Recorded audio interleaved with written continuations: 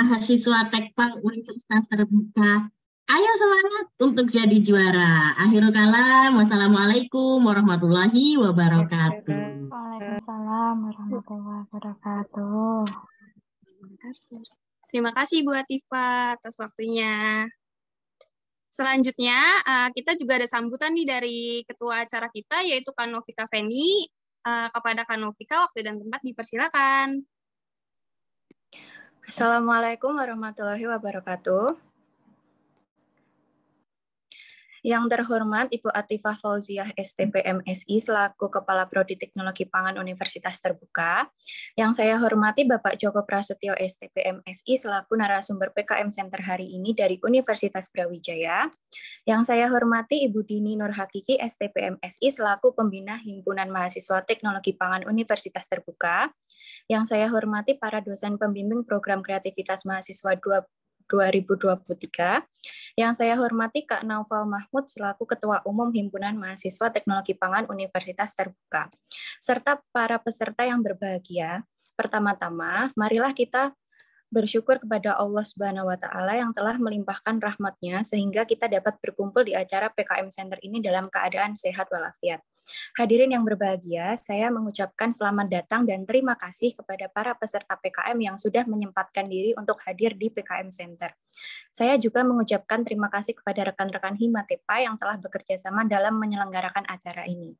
Tujuan kami menyelenggarakan acara ini adalah memberikan pengetahuan dan pendampingan dalam penyusunan proposal PKM agar dapat lolos pendanaan dikti khususnya untuk mahasiswa teknologi pangan.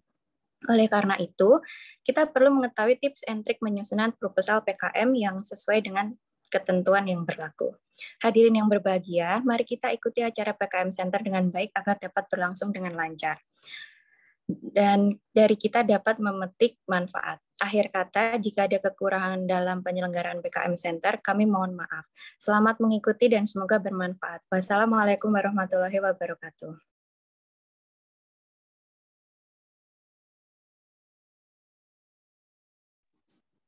Baik, terima kasih Kak Novika.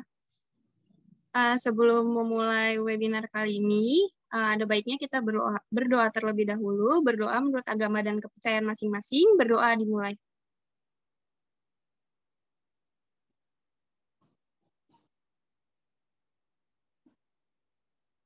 Berdoa selesai. Langsung aja kita masuk ke acara selanjutnya, yaitu acara yang ditunggu-tunggu, yaitu pembacaan materi PKM Center 1 yang akan disampaikan oleh Bapak Joko Prasetyo dan dimoderatori oleh rekan saya, Kak Noval Permata Anugrah. Kepada Kak Noval, waktu dan tempat dipersilahkan. Baik, terima kasih Kak Cika atas tempat dan waktunya. Assalamualaikum warahmatullahi wabarakatuh. Selamat siang semuanya. Perkenalkan kembali, saya Naufal, mahasiswa Teknologi Pangan Universitas Terbuka, masa registrasi 2021.1 UPBJJ Jakarta. Selaku moderator, saya akan membantu jalannya PKM Center 1 yang bertemakan strategi penyusunan proposal PKM demi tingkatkan peluang PIMNAS. Sesuai dengan temanya, PKM Center 1 akan membahas strategi penyusunan proposal PKM berkualitas dan sesuai dengan ketentuan yang berlaku. Dengan demikian, ketika PKM berlangsung, teman-teman sudah memiliki bekal berupa pengetahuan dan pengalaman dalam penyusunan proposal PKM yang semoga dapat membantu teman-teman lolos ke tahap PIMNAS.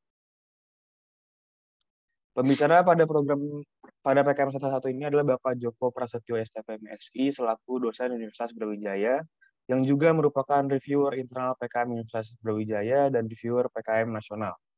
Sejak tahun 2017, Bapak Joko Prasetyo STP MSI telah berhasil membimbing 31 tim PKM hingga lolos ke tahap pendanaan. Hingga saat ini, Bapak Joko Prasetyo STP MSI telah berhasil mendapatkan 14 medali PIMNAS dan dinobatkan sebagai dosen pendamping terbaik nasional 2022. Berikut rangkaian acara yang akan kita lewati. Yang pertama adalah sesi penyampaian dan penyajian materi dari Bapak Joko Prasetyo STP MSI, lalu sesi tanya jawab, dan yang terakhir adalah sesi penutup. Baik teman-teman, berikutnya akan saya bacakan ketentuan dan peraturan untuk sesi tanya jawab. Sesi tanya jawab akan berlangsung selama 30 menit. Peserta diharapkan tidak memberikan pertanyaan di luar materi. Peserta dilarang menggunakan bahasa yang mengandung unsur sara saat menyampaikan pertanyaan. Peserta mencantumkan pertanyaan melalui room chat Zoom dengan format nama _ pertanyaan. atau raise hand untuk menyampaikan pertanyaan secara langsung, dengan tetap menyebutkan nama terlebih dahulu. Peserta diperbolehkan menyampaikan pertanyaan melalui room chat Zoom sejak penyampaian materi, namun pertanyaan akan tetap dijawab pada sesi tanya jawab. Pertanyaan akan dipilih oleh operator dan moderator untuk dijawab oleh narasumber. Baik, teman-teman, langsung saja kita memasuki sesi yang pertama, yaitu penyampaian dan penyajian materi oleh Bapak Joko Prasetyo STPMSI selama 45 menit. Kepada Bapak Joko Prasetyo STPMSI, tempat dan waktu saya persilakan. Bismillahirrahmanirrahim. Assalamualaikum warahmatullahi wabarakatuh. Apakah suara saya sudah terdengar, nggih? Sudah terdengar, Pak? Oke, terima kasih. Pertama-tama saya ucapkan terima kasih ya atas sambutannya, moderator. Kemudian terima kasih juga kepada Bapak Ibu pimpinan dari program studi teknologi pangan, ya. Kemudian Bapak Ibu dosen yang hari Sabtu juga sangat semangat itu ya mengikuti program ini ya. Kemudian ada adik mahasiswa juga yang semangat juga ya. Jadi bahkan di UB sendiri belum mulai, ini UT sudah geraknya cepat banget ya. Semoga dengan dengan semangat yang di awal tahun 2023 ini ya bisa membuat nanti moga-moga lah ya untuk persentase kelolosannya bisa lebih baik dari tahun yang lalu, seperti itu. Baik, izin saya untuk share screen.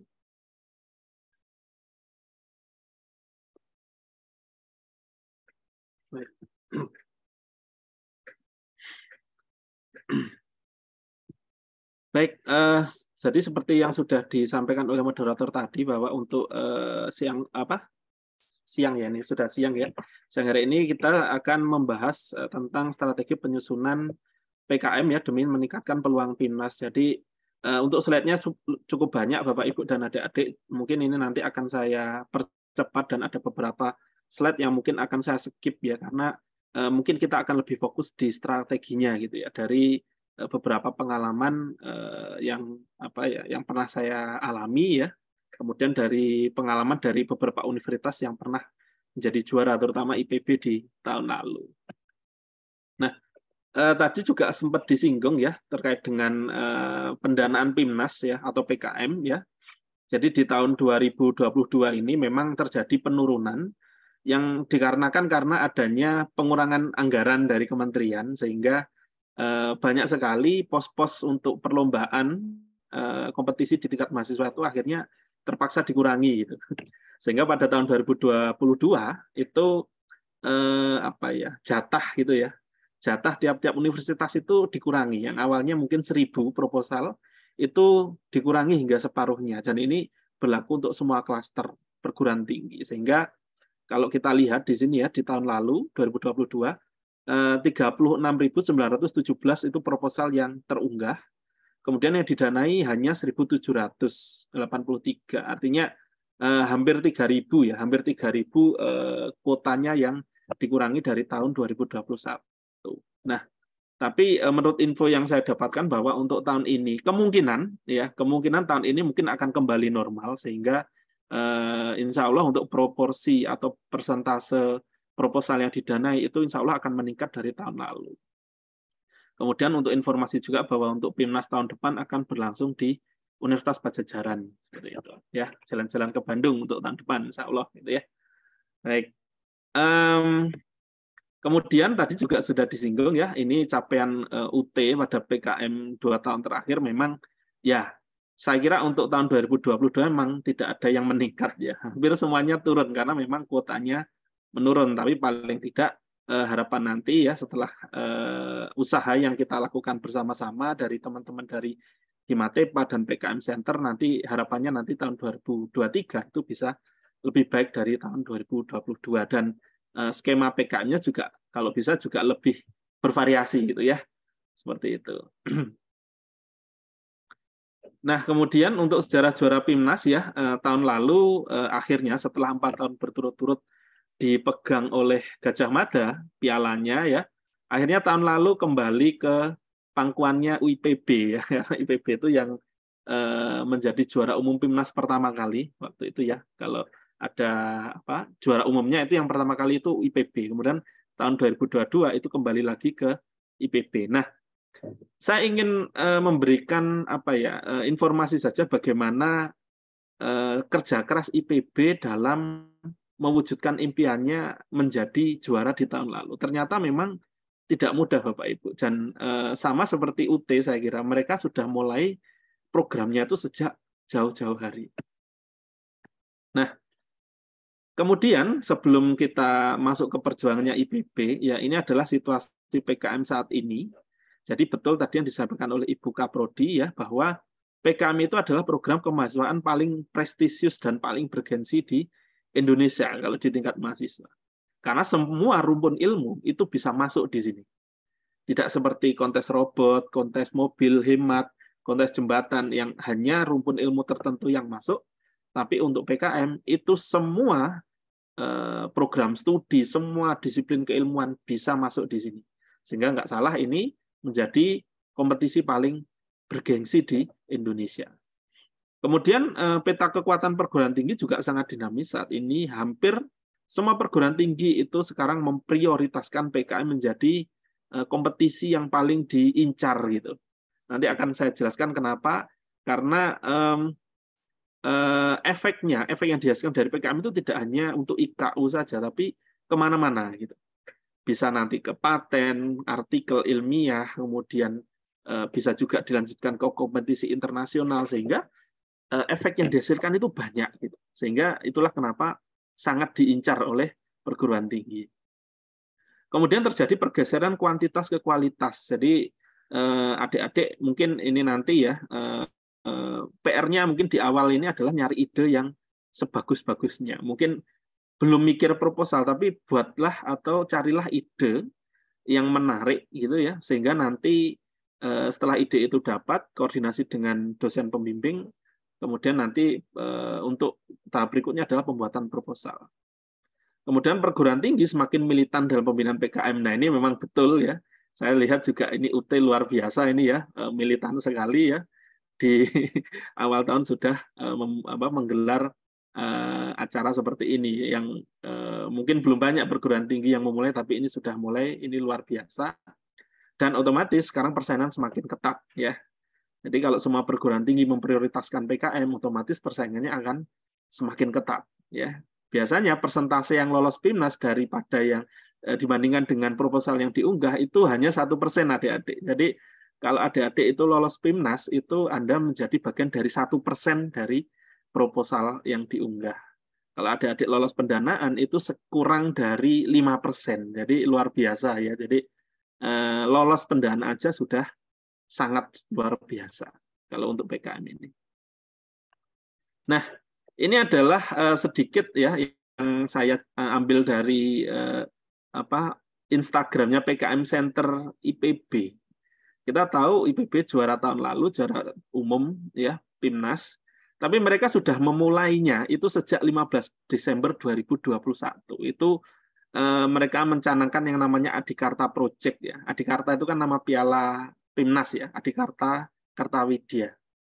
Kemudian hampir setiap minggu mereka melakukan roadshow ke berbagai fakultas yang diisi oleh para dosen-dosen yang berpengalaman di IPB, termasuk juri-juri nasional dan lain sebagainya. Ini hampir setiap minggu Bapak Ibu di awal tahun 2022 kemarin. Jadi luar biasa.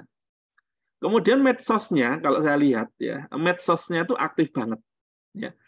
Sekarang ini kan anak-anak itu lihatnya medsos ya. Kalau medsosnya jarang aktif, update-nya sebulan sekali, mereka selalu menganggap ini niat nggak gitu kan. Tapi kalau IG-nya PKM Center itu hampir tiap hari update, entah itu isinya apa, pokoknya ada isinya aja gitu. Mereka, oh ternyata ini niat gitu. Jadi salah satu indikator bahwa PKM Center-nya itu niat, nah itu postingnya tiap hari. itu contoh aja ya. Oke, jadi ini perjalanannya IPB, jadi memang sangat awal sekali mereka memulainya. Kemudian kalau kita lihat, ini saya ambil dari berbagai sumber Bapak Ibu dan adik-adik ya. Ini salah satu wujud atau salah satu pemicu supaya mahasiswa itu ikut PKM dan bergairah ikut PKM adalah ini. Di berbagai kampus mereka memberikan reward yang luar biasa kepada para pemenang gitu loh.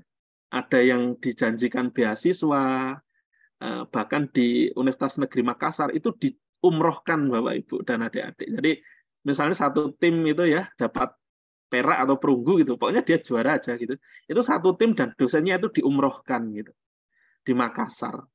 Kemudian ada juga yang diajak jalan-jalan ke luar negeri, kasih bebas SPP dan lain sebagainya, karena untuk menjadi juara PIMNAS itu memang tidak mudah, perjuangannya panjang dan melelahkan, sehingga reward yang diberikan itu juga sepadan gitu. Kalau di kami sejak dulu sudah diinisiasi bahwa yang lolos PIMNAS itu untuk kategori riset dan karsa cipta itu bisa dibebaskan sidang. Untuk skripsinya nggak perlu sidang, cukup dibuat skripsi selesai. Dah ya.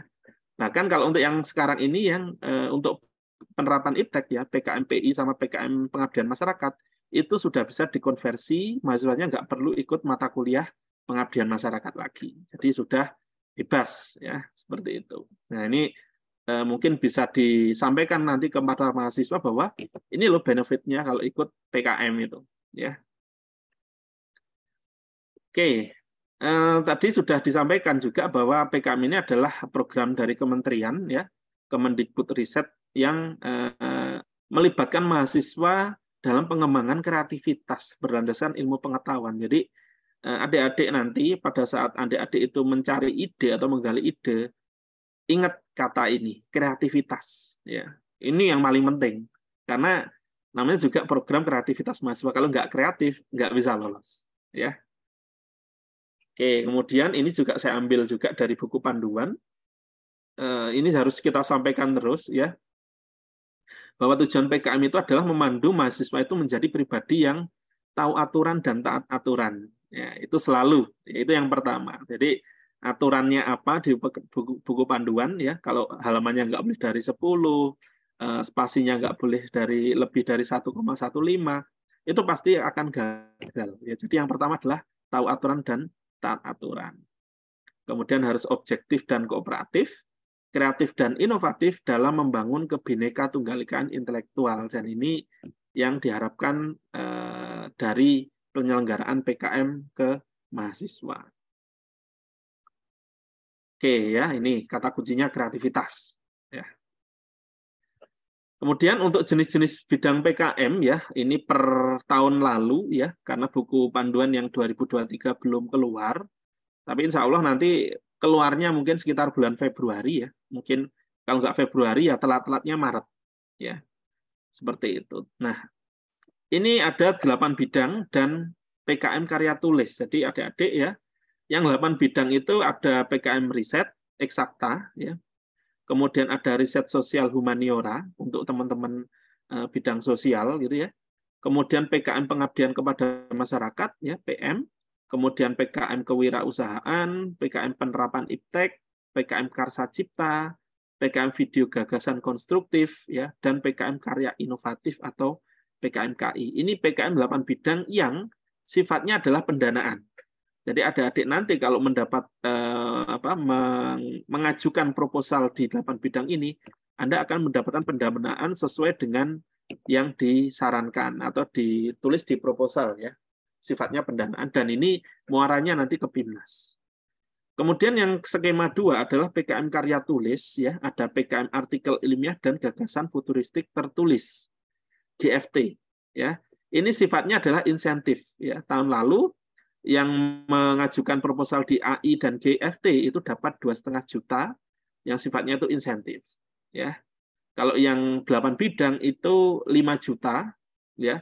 Kemudian diminta perguruan tinggi setempat itu nanti mensupport 25% dari 5 juta itu ya di tahun lalu karena memang anggarannya terbatas sehingga tahun lalu itu sebenarnya tuh terancam nggak ada PKM, bahkan nggak ada PIMNAS, ya, karena dana dari kementerian itu sedikit sehingga perguruan tinggi diminta untuk berkontribusi.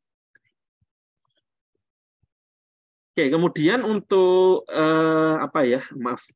untuk penjelasan di masing-masing PKM, skema PKM sebenarnya teman-teman bisa lihat di buku panduan ya. Kalau kita jelaskan, saya menjelaskan ini aja, itu sebenarnya sejam itu nggak kelar gitu.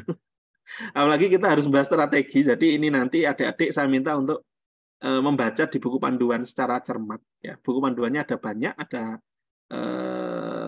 sekitar 10 ya, 10 buku atau 11 buku.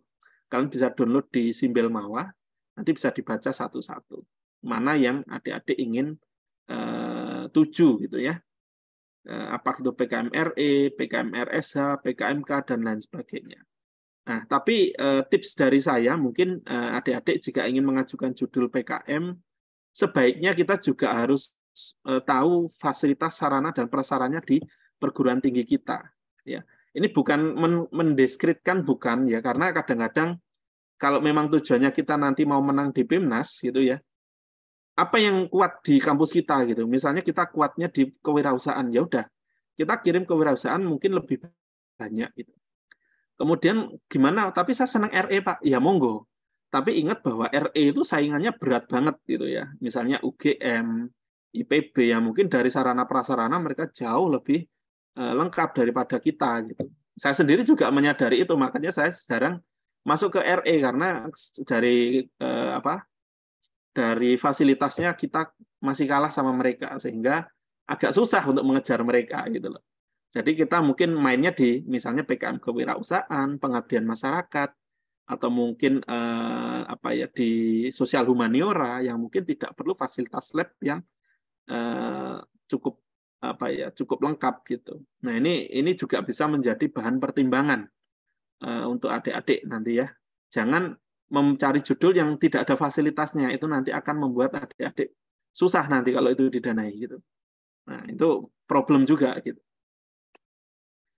Nah, kemudian adik-adik jika ingin mendapatkan informasi tentang skema PKM-nya, monggo bisa langsung ke channel YouTube-nya Direktorat Pembelajaran dan Kemahasiswaan. Ya, ini yang terbaru di 9 bulan yang lalu, ini sosialisasi PKM ya, monggo. Nanti setiap skema itu ada semua di situ dan disampaikan oleh para tim pakar ya. Jadi juri-juri nasional akan memberikan materi di situ. Ya. Oke, kemudian ini mungkin singkat aja ya, ini terkait dengan PKM-RE atau riset eksakta ya. Ada 2 yang riset, yaitu riset eksakta dan sosial humaniora ya. Kalau untuk riset eksakta ya itu mempelajari tentang fenomena alamiah sesuai hukum-hukum fisika, kimia, biologi ya, mengungkap hubungan sebab akibat, aksi reaksi, rancang bangun dan lain sebagainya.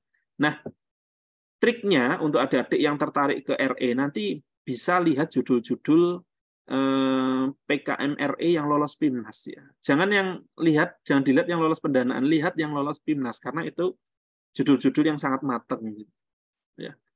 Nah, kemudian untuk yang sosial humaniora berarti bukan fenomena fisika maupun biologi, tapi adalah bidang sosial humaniora yang memiliki objek riset pada fenomena sosial dan perilaku manusia yang dapat ditemui dalam kehidupan bermasyarakat. Nah, tapi karena adik-adik ini dari saintek ya, sebaiknya mungkin lebih condongnya ke RE saja ya. Karena kalau untuk PKM riset itu nanti akan dilihat background keilmuannya. Nah, kenapa adik-adik dari pangan kok ke sosial humaniora? Nanti takutnya nanti dari reviewer atau juri nanti akan ragu dengan itu gitu. Jadi sebaiknya ambil yang riset eksakta.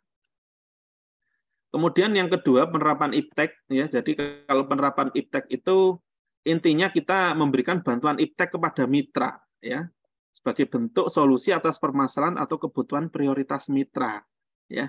Jadi kalau IPTEK PI adik-adik harus cari mitra dulu yang produktif ya.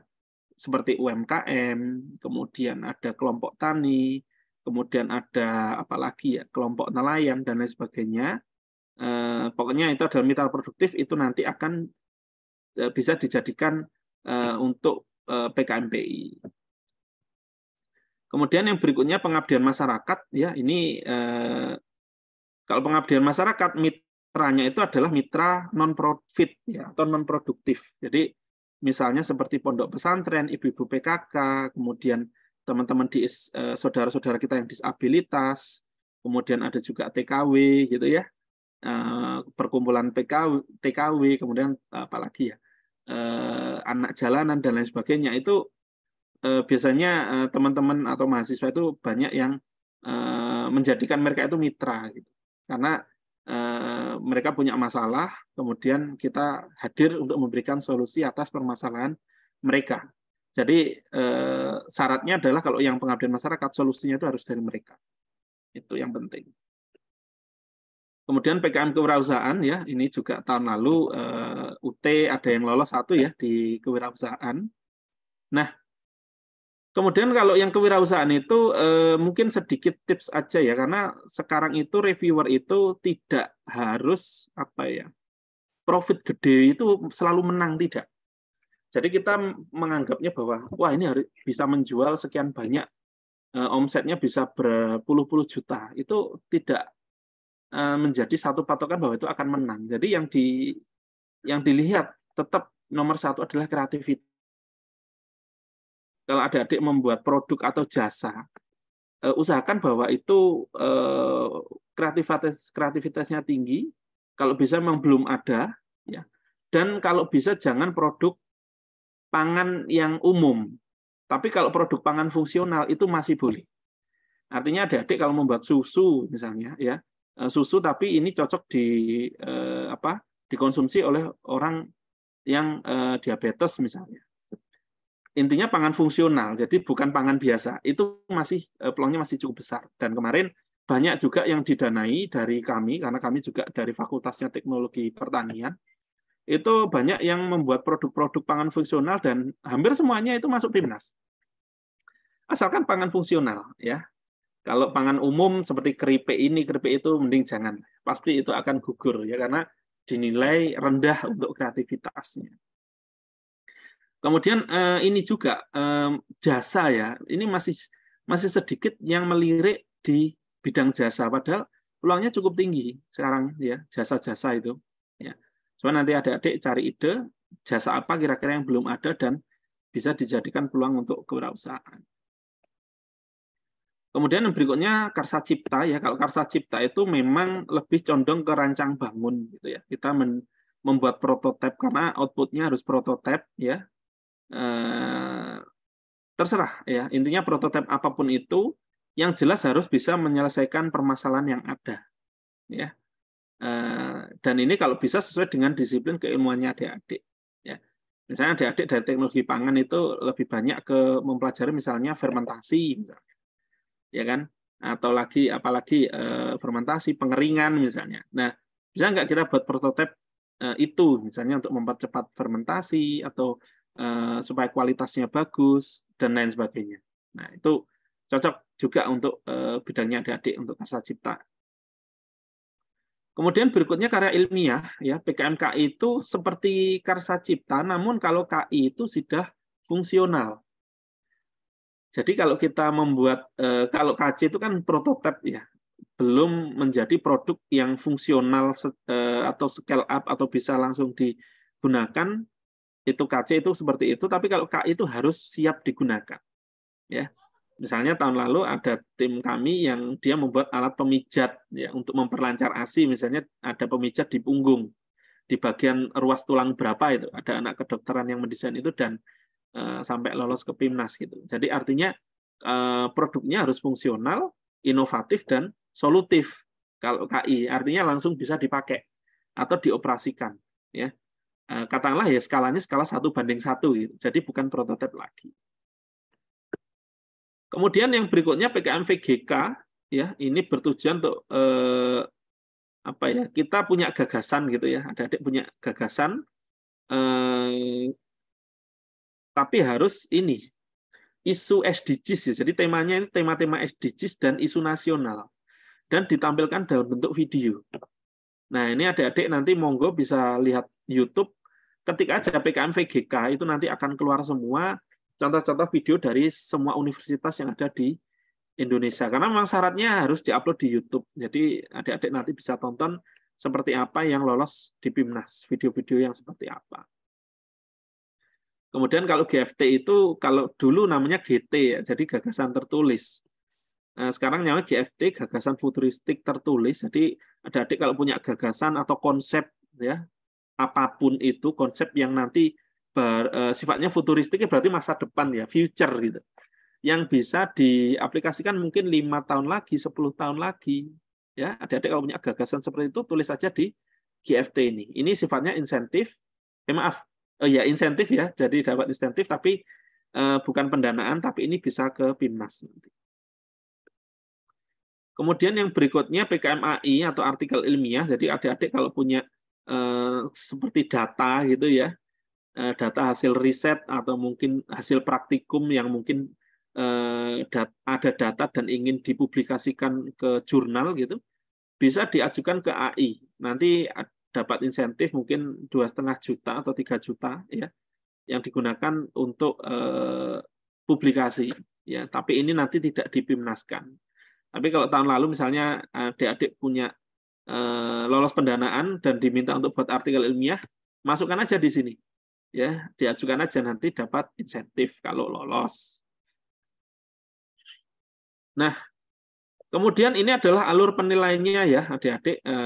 Jadi nanti proposal adik-adik itu nanti akan dinilai oleh reviewer itu dari menjadi 3 tahap ya. Tapi ini saya kira nggak perlu saya jelaskan detail ya. Kemudian untuk tahap 1 yang penting adalah format ya.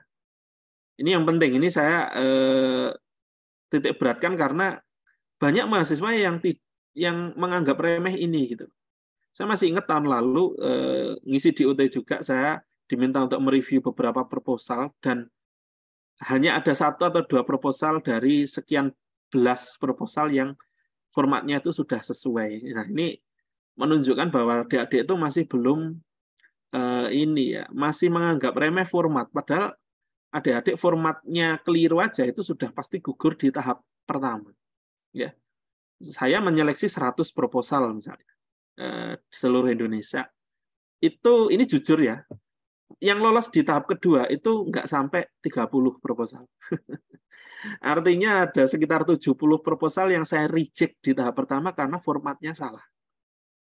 Dan ini banyak ya, hampir semua ada perguruan tinggi negeri maupun swasta, besar atau kecil, masih sama seperti itu.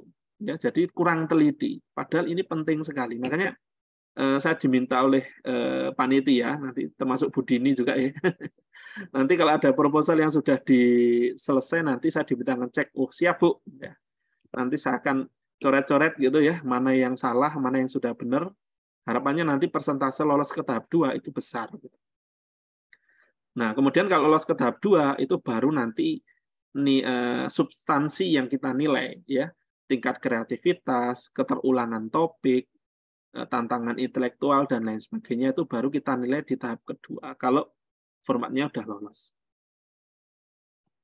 Nah, ini dalam persiapan penulisan proposal ya, sebenarnya adik-adik bisa meniru atau bukan meniru ya. Ini proposal tahun lalu yang lolos itu jadikan acuan. Seperti ini loh yang lolos didanai. Jadi jangan menyimpang dari situ. Entah itu formatnya atau bobot topiknya, itu jangan menyimpang yang tahun yang lalu. Ya, karena masing-masing program itu mempunyai ciri khas yang beda-beda ya, maka kita harus cermati banget. Ya. Oke, dan aturan yang terus di buku pedoman itu jangan ditinggalkan, harus dicermati. Nah, kemudian alur penyusunan, alur PKM tahun 2023 ini memang semua perguruan tinggi itu diminta untuk seleksi internal dulu. Karena nanti diharapkan yang diupload di Simbel Mawar itu adalah proposal yang sudah tidak ada kesalahan gitu loh. Harapannya itu seperti itu.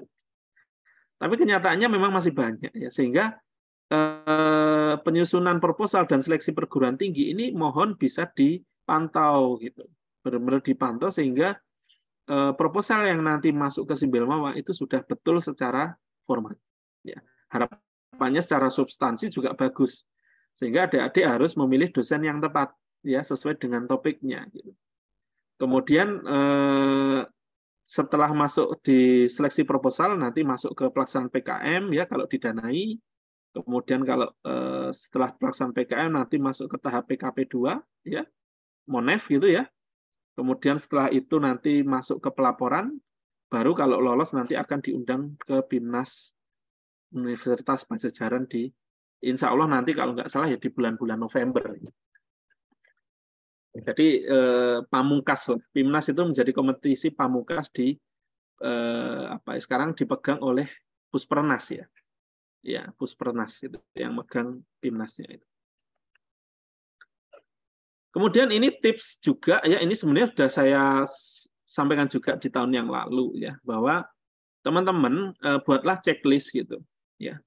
Checklist itu untuk untuk meminimalisir kesalahan gitu. Jadi kalau ada kesalahan kita langsung cek gitu, kita kasih checklist, oh ternyata ini masih salah.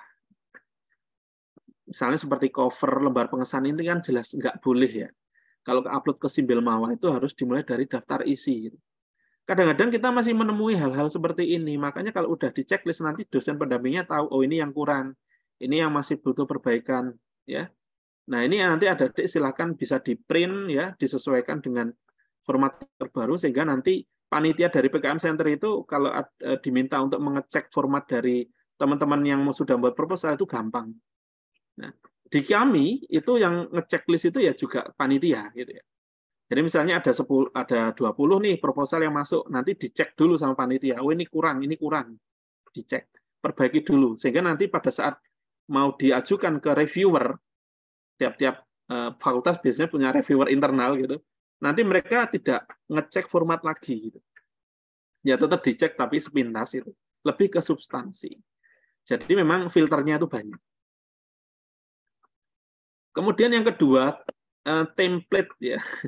Ini selalu saya sampaikan setiap saya mengisi dimanapun, tim PKM Center buatlah template proposal yang baku dan yang benar, sehingga nanti teman-teman itu tinggal mengikuti template itu, tidak kemana-mana gitu.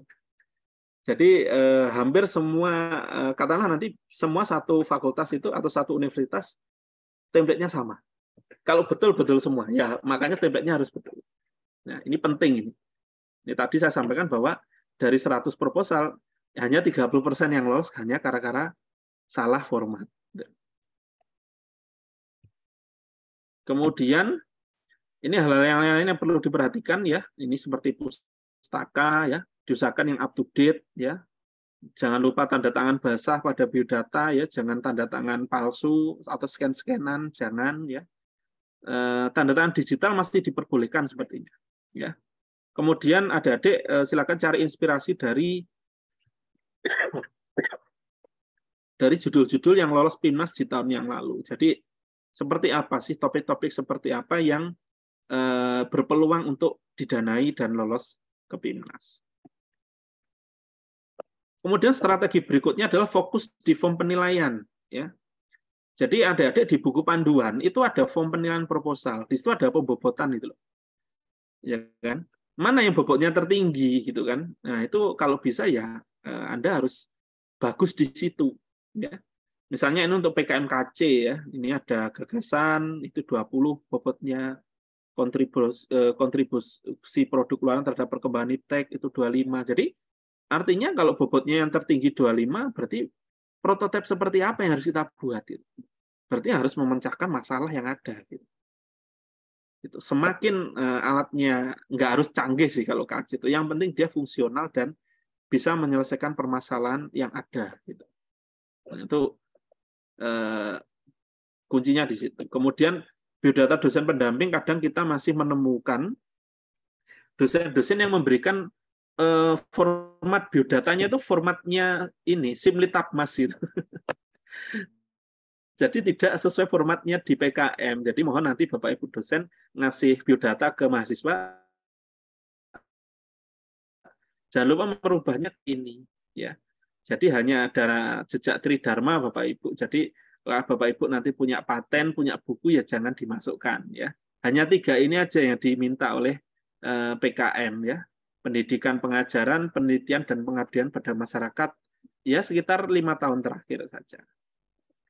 Kemudian ini untuk di PKP 2 nanti ya, ini tahap Monef ya, adik-adik bisa lihat nanti fokusnya ini pembobotannya di mana nih yang paling gede ya. Misalnya di RE ini jelas hasil sama metode yang paling gede. Kemudian di presentasinya ini ada tingkat kreativitas ya, 35%. Jadi memang bobot tertinggi itu adalah di kreativitas adik-adik ya. Jadi kalau judul dari adik-adik dinilai nanti tidak kreatif atau nilai kreativitasnya masih belum tinggi, ya kita harus gali lagi, poles lagi sampai nemu ide yang betul-betul kreatif gitu. Memang nggak mudah ya, untuk menjadi 1% itu memang nggak mudah, perjuangannya luar biasa. Kemudian ini pada saat nanti di PIMNAS ini form penilaiannya, tapi ya kita ya nggak sampai sejauh inilah ya, ini masih awal di tahap proposal, tapi nanti kalau di PIMNAS ya ini adalah pembobrotan yang tinggi ya, tetap di kreativitas. Oke. Nah, karena di sini juga ada Bapak Ibu dosen pendamping, maka ini ada perannya Bapak Ibu ya. Jadi PKM itu tidak akan sukses kalau tidak ada kerjasama yang apa ya, kerjasama yang baik antara dosen dan mahasiswa gitu ya. Jadi kalau dosen pendamping ya, yang pertama jelas ya, mendampingi dan mengarahkan mahasiswa agar PKM-nya itu didanai. Jadi adik-adik mahasiswa harus sering-sering komunikasi dengan dosen pendamping. Ya, kemudian dosen pendampingnya harus mau direpotin. Karena PKM itu memang repot Bapak Ibu ya, karena kita harus meluangkan waktu di sela-sela ngerjain borang, ngoreksi dan lain sebagainya gitu kan, dan pekerjaan administratif lainnya kadang-kadang ya kita harus meluangkan waktu di sini. Kemudian peran dosen berikutnya adalah membantu mahasiswa agar mendapatkan akses pemakaian fasilitas yang diperlukan di perguruan tinggi. Kadang-kadang mahasiswa itu kalau dia mau ngurus ini, mau ke lab ini, kadang kalau nggak punya akses susah Bapak Ibu kadang-kadang. Jadi kalau yang menguruskan dosennya kadang-kadang itu lebih mudah. Gitu. Jadi itu juga peran kita juga. Gitu. Kemudian memberikan solusi atau justifikasi apabila ditemui permasalahan. Nah ini juga tugas kita. Kemudian memberikan motivasi, ya, memantau hasil pelaksanaan kegiatan. Jadi kita pantau terus ya, setiap minggunya nih progresnya sampai mana nih kan. Nah, itu tugas kita Bapak Ibu, dan mendampingi mahasiswa secara intens ya. Bahkan kita sendiri dulu pernah sampai tengah malam Bapak Ibu. Ya. Jadi kalau ditanya, wah Pak Joko bimbingan nih banyak yang lolos nih. Tipsnya apa Pak? Ya, tipsnya kita harus mau begadang Bapak Ibu. Kalau mau PIMNAS kadang kita sampai jam 1 malam gitu. Itu biasa ya, karena supaya persiapannya optimal gitu. Lebih baik kita capek di awal apa ya, daripada nanti capek nangis gitu.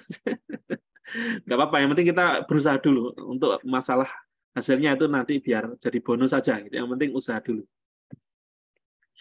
Nah, kemudian tak lepas juga dari perguruan tinggi atau institusi. Jadi peran perguruan tinggi itu juga tidak kalah penting Bapak Ibu dan adik-adik ya.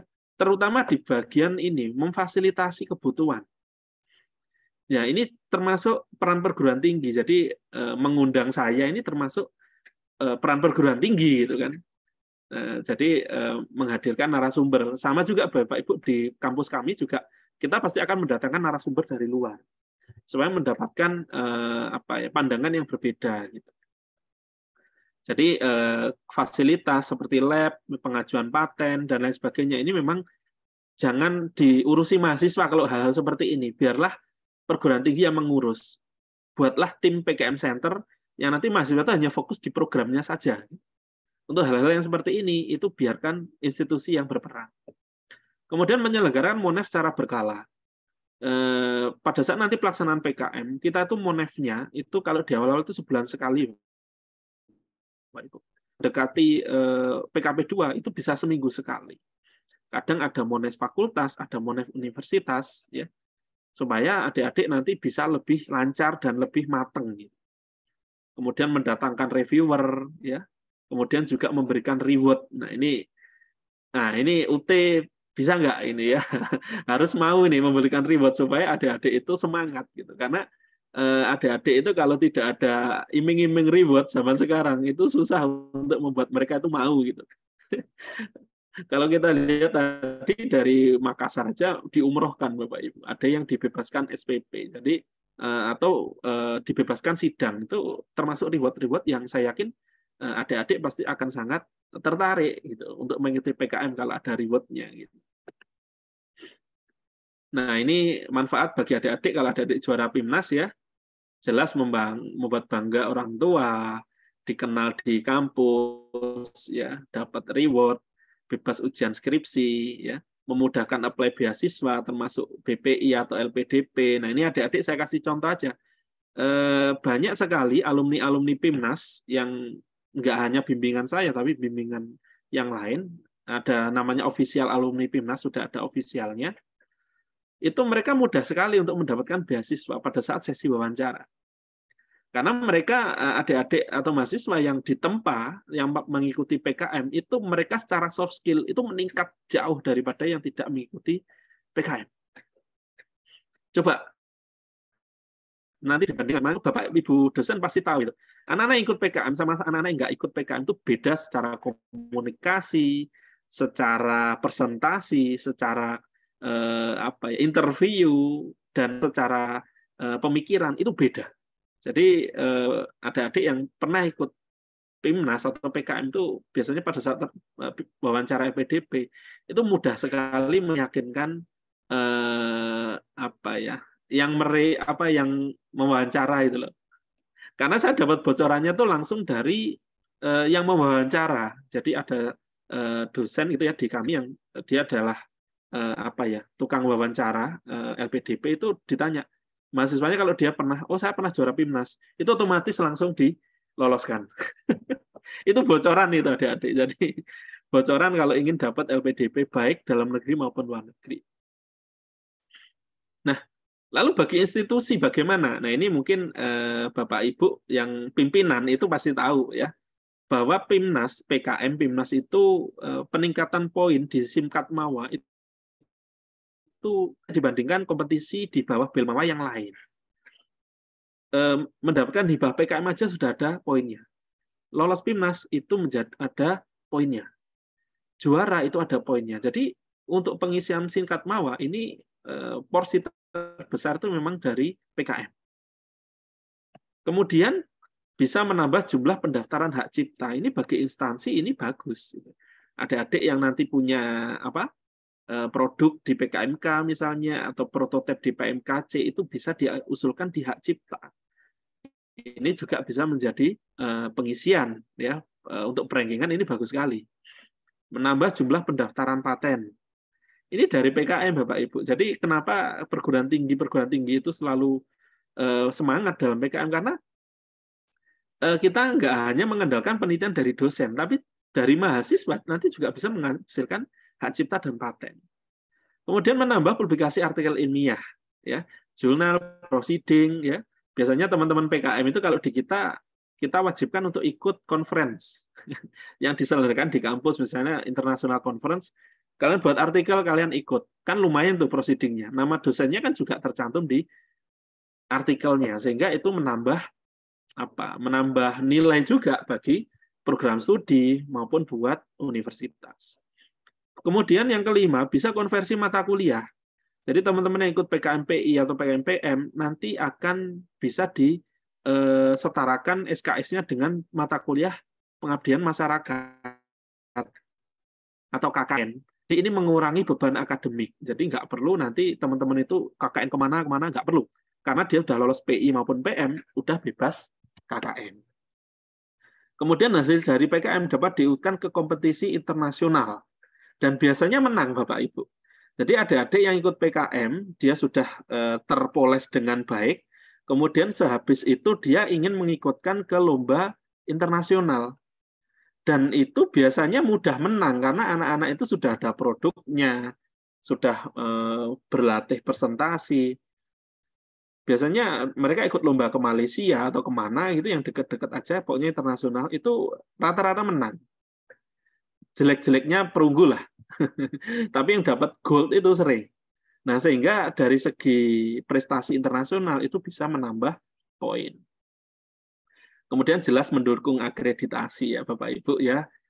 Tahulah kalau kita mengisi borang itu kan pasti ini prestasi mahasiswa itu pasti akan menjadi salah satu luaran atau di poin standar 9 kalau nggak salah ya, kriteria 9. Itu nanti bisa masuk ke sini. Kemudian bisa juga mempercepat masa studi mahasiswa, karena kalau di kami mahasiswa itu nggak perlu sidang, cukup laporannya disesuaikan dengan laporan skripsi yang ada. Nanti kalau sudah dirasa sudah memenuhi syarat, dia nggak perlu sidang, dia sudah lulus. Jadi banyak di kami yang sudah lolos PIMNAS itu 4 tahun kurang pasti dia sudah lulus sehingga masa studinya bisa lebih cepat. Seperti itu. Nah, sebentar. Nah, ini adalah alumni-alumni PIMNAS ya, Bapak Ibu dan adik-adik ya. Banyak sekali yang sekarang ada di luar negeri, ada yang jadi dosen, ada yang sudah lulus S3 ya, banyaklah pokoknya. Karena anak-anak PIMNAS itu atau anak-anak PKM itu memang dia mempunyai kelebihan dari soft skill dan pengetahuan gitu ya, sehingga mereka biasanya akan meningkat kemampuannya dan lebih mudah untuk melanjutkan studi misalnya. Ya ini kebanyakan bimbingan saya ini ya, sudah ada yang mau S3 ya, sedangkan saya baru akan tahun ini gitu ya, sudah disalib gitu ya, tapi nggak apa-apa gitu ya. Kemudian ada juga ini yang jadi direktur di perusahaannya sendiri ya.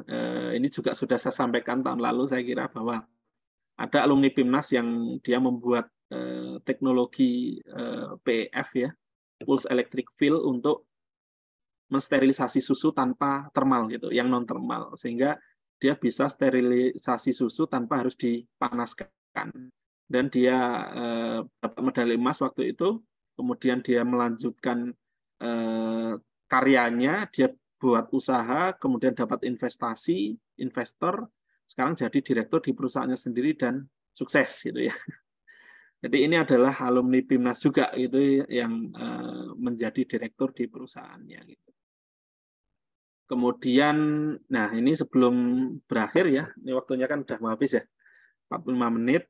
Jadi ini ada quote yang saya sangat senang dengan quote ini. Saya yakin adik-adik juga senang sama Naruto gitu ya. Ini salah satu quote dari tokohnya, Rock Lee ya. Jadi jika kamu percaya pada impian, aku ingin membuktikan ke kamu bahwa untuk meraihnya itu hanya dengan kerja keras gitu. Jadi tidak ada yang instan adik-adik. Kalau adik-adik ingin menjadi juara PIMNAS atau mungkin lolos pendanaan aja, itu harus kerja keras itu. Mencari ide itu tidak gampang. Kadang saya ketemu mahasiswa ngobrol itu dia itu kadang tidak muncul. Ini kurang. Kemudian saya kasih PR lagi, coba ini gitu. Nah, besok lagi ngadep, ngobrol-ngobrol lagi, akhirnya kita bisa dapat ide lagi yang lebih menarik gitu. Nah, jadi itu mungkin beberapa strategi atau tips yang yang bisa saya sampaikan ya. Nanti mungkin kita akan lebih banyak lagi masukan-masukan di sesi tanya jawab ya. Oke, mungkin saya kira itu ya. Terima kasih. Saya kembalikan ke Mas Naufal. Baik, terima kasih Pak Joko atas materi yang telah Bapak sampaikan. Selanjutnya kita akan langsung masuk ke sesi kedua, yaitu sesi tanya jawab. Kepada teman-teman, saya ingatkan kembali untuk mengikuti ketentuan dan peraturan sesi tanya jawab yang berlaku. Pertanyaan dapat disampaikan melalui room chat Zoom dengan format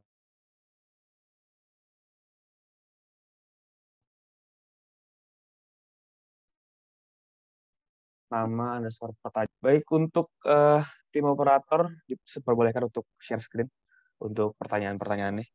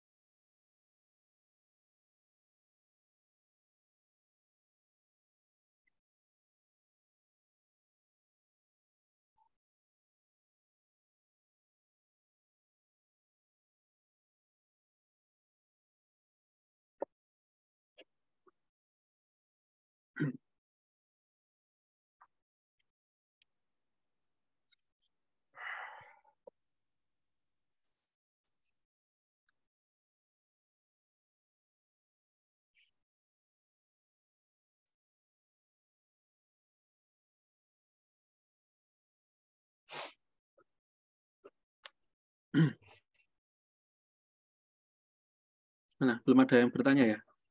Sudah ada satu Pak tadi sebesar sedang di share screen. Oh.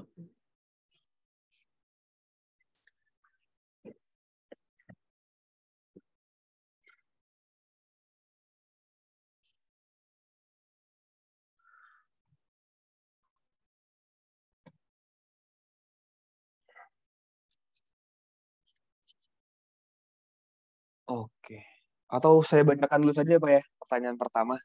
Boleh. Oke. Oke, dari Hanif. Saya dan tim saat ini berminat di PKM RE. Namun menurut penjelasan tadi, sebaiknya yang berminat di PKM RE menyadari fasilitas lab yang dimiliki di universitas tersebut. Apakah mumpuni untuk bersaing? Pertanyaan saya, apakah di UT jika mengambil PKM RE bisa didukung fasilitas laboratoriumnya?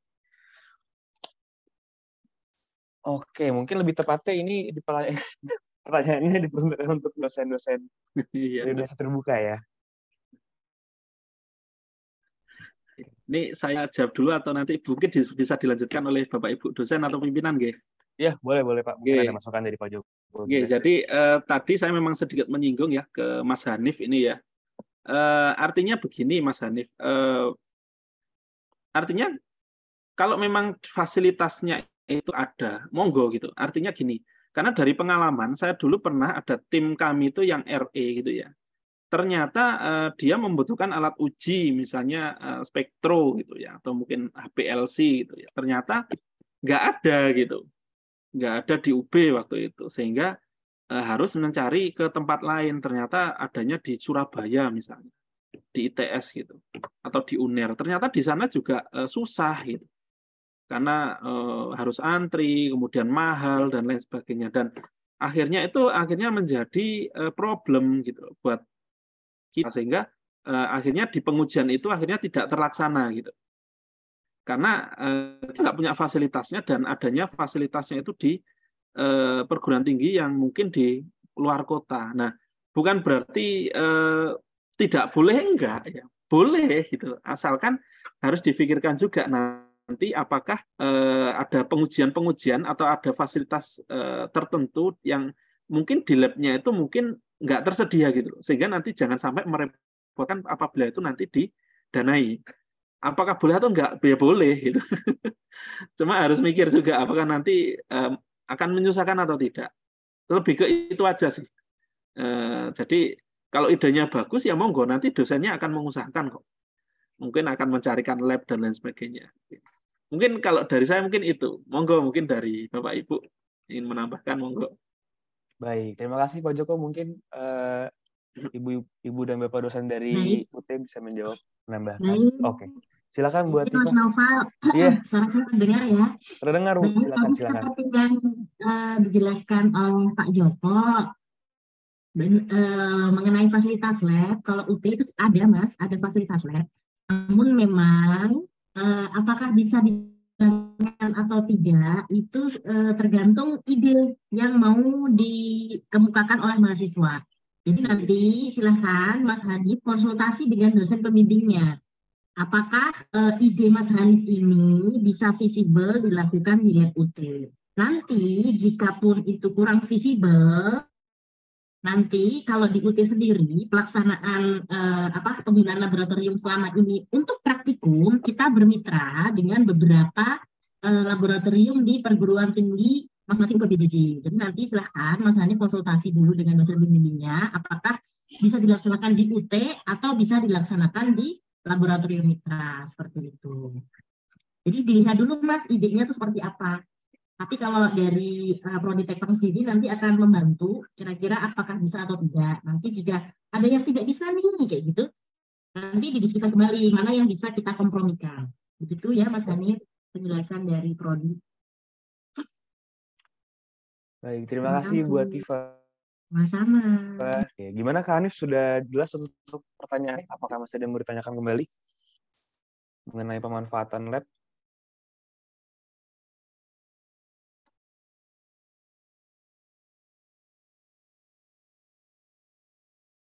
Oke, terima kasih Kak Hanif atas pertanyaannya. Oke, boleh lanjut ke pertanyaan berikutnya untuk tim operator. Oke, dari Nadifa, apakah dalam satu kelompok boleh mengajukan 2 judul proposal tapi masih dalam bidang yang sama? Bagaimana Pak Joko? Silakan untuk dijawab. Dalam satu kelompok boleh mengajukan 2 judul proposal, boleh.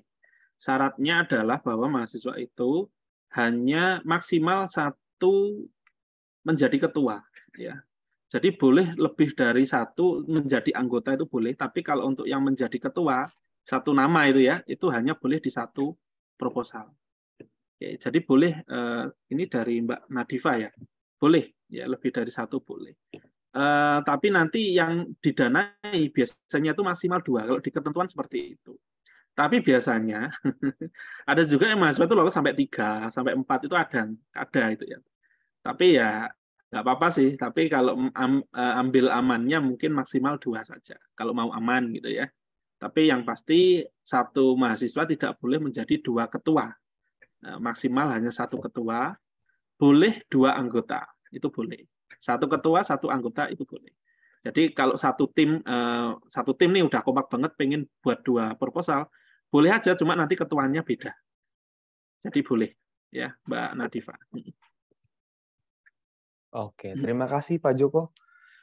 Boleh lanjut ke pertanyaan berikutnya untuk operator? Oke, dari Kak Sabika, apakah selama proses itu boleh berganti tim? Mengingat di UTN sulit mencari teman dan saat mendapatkan tim mungkin mendapatkan kesalahan tim sehingga perlu untuk mengganti pemain. Apakah itu bisa? Nah, bagaimana Pak Joko? Nah, itu bisa ya. Ini Mbak atau masih Mbak ya mungkin ya, Sabika ya. Jadi boleh ya, ada mekanisme pergantian anggota tim itu ada ya, nanti ada mekanismenya ya di buku panduan itu ada, sama nanti ini secara berkala adik-adik itu bisa ini mantengin official akunnya Instagram PKM ya, Kemendikbud Ristek kalau nggak salah, saya lupa nanti, atau di Simbel Mawa itu biasanya ada ketentuan ingin mengganti anggota. Tapi ini ada tapinya, baiknya pada saat nanti mau membentuk tim, usahakan cari teman-teman yang komitmen dari awal sampai akhir ya, Mbak Sabika. Karena kalau kita sudah membentuk tim, nanti di tengah-tengah terus ada yang kemudian dia keluar dan lain sebagainya, itu secara stabilitas tim itu akan jelek gitu. Pasti akan terganggu gitu. Sehingga sebaiknya ini untuk teman-teman itu sejak awal itu sudah cari yang komitmen sejak awal sampai akhir. Misalnya sudah dapat teman nih ya, memang susah nyari teman, mungkin jaraknya jauh-jauh ya, tapi ya mungkin nanti dari tim PKM Center itu nanti bisa membuat semacam list gitu ya, yang ikut PKM harus komitmen sejak awal hingga akhir. Nanti siapa yang tertarik nanti bisa ambil dari situ. Itu yang dilakukan di IPB, di Unsud itu sekarang seperti itu. Cari teman-teman yang tertarik di bidang apa, nanti bisa berkomunikasi lewat situ. Jadi itu mungkin Mbak Sabika ya, sebaiknya cari teman yang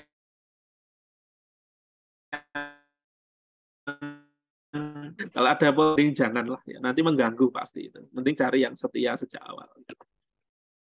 Oke, terima kasih Pak Joko. Boleh lanjut ke pertanyaan berikutnya?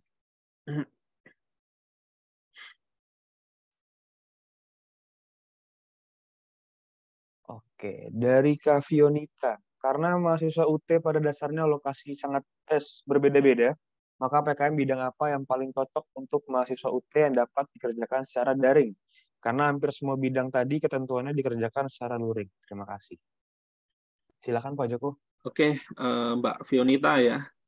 Untuk PKM tahun ini ya, 2023 sudah pasti 100% luring, Mbak. Jadi kalau untuk koordinasi mungkin bisa daring ya, tapi untuk pelaksanaan itu luring ya. Jadi yang paling cocok apa ya? Semuanya cocok sih sebenarnya ya. Semuanya cocok asalkan semua anggota tim itu bisa ketemu gitu ya. Ya ini makanya dibutuhkan sebuah komitmen gitu ya. Komitmen bahwa kita harus bisa ketemu secara tatap muka, secara langsung gitu terus-menerus gitu.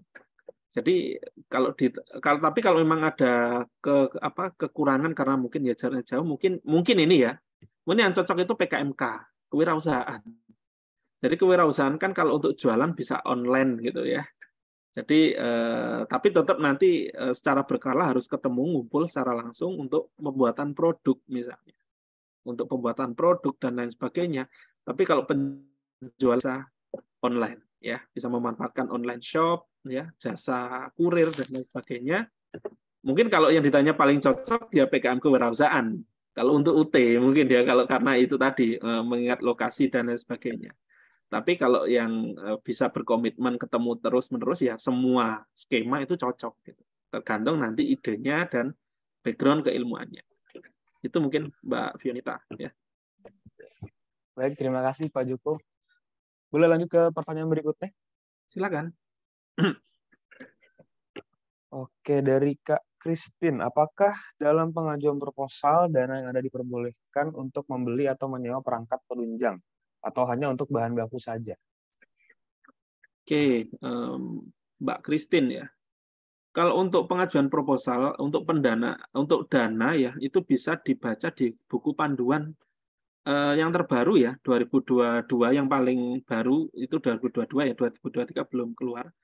Itu ada komponen-komponen aja yang boleh disewa dan yang tidak ya. Seperti kamera itu nggak boleh disewa sih kayaknya. Komputer itu nggak boleh dibeli atau disewa, mungkin nggak boleh. Ada kalau habis pakai itu boleh ya, tapi katanya kelihatannya nggak boleh yang lebih dari 1 juta per item, kalau nggak salah sih. Coba nanti dilihat.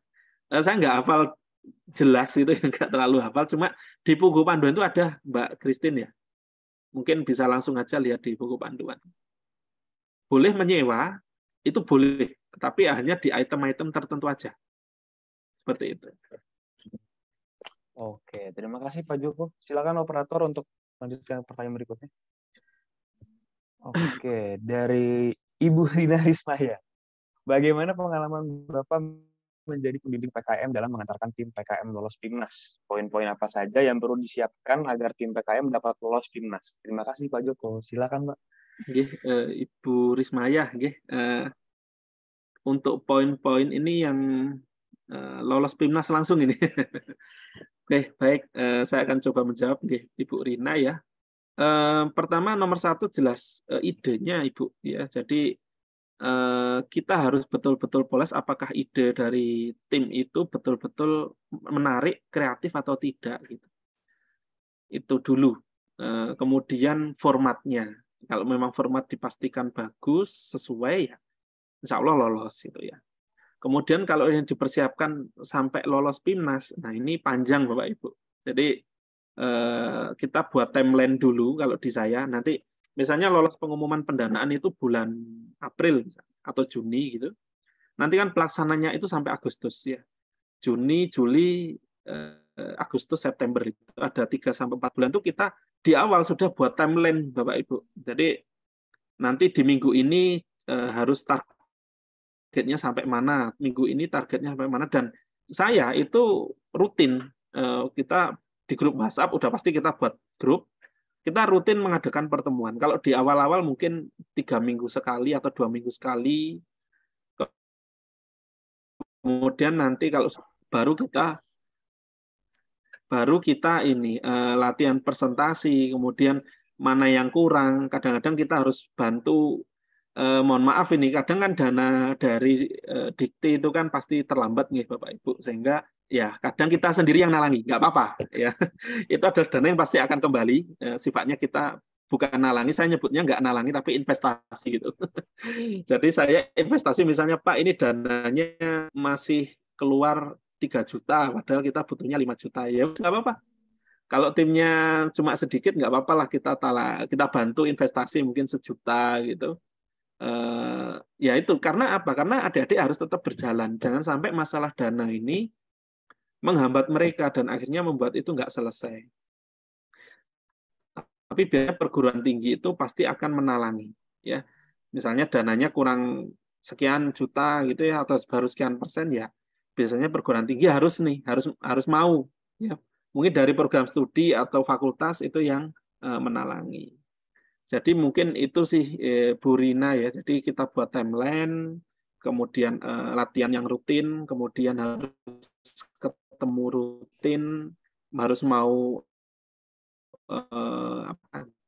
sehingga nanti insya Allah bisa lolos kalau memang itu semua kita jalankan dengan baik. Mungkin itu Bu Rina kalau dari saya. Oke, terima kasih Pak Joko. Bagaimana Ibu Rina? Apakah ada yang mau ditanyakan kembali?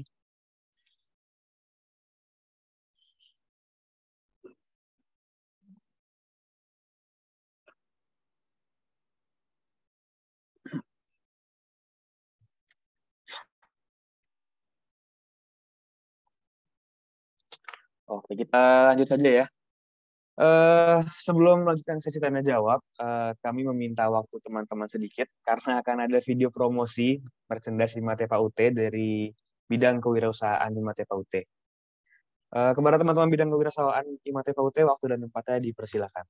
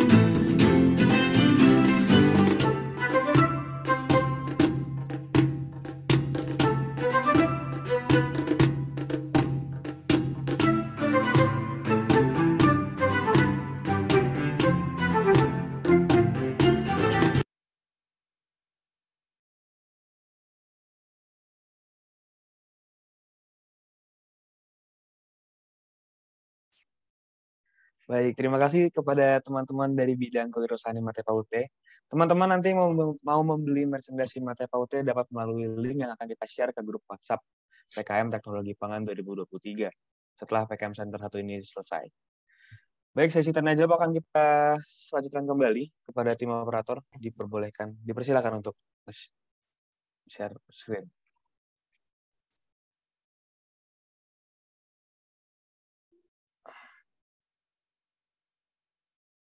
Oke, pertanyaan berikutnya. Oke, dari Kak Zia. Kalau di PKMK apakah boleh judulnya terdapat nama produk? Oke, silakan Pak Joko. Oke, Kak Zia ya. Kalau untuk PKMK,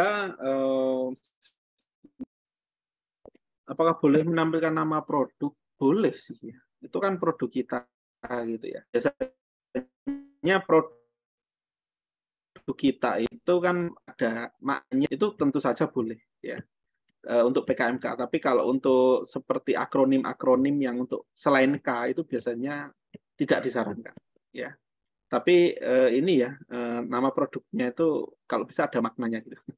Boleh. Nanti bisa lihat contoh ini ya, judul-judul PKMK yang lolos pendanaan di tahun lalu.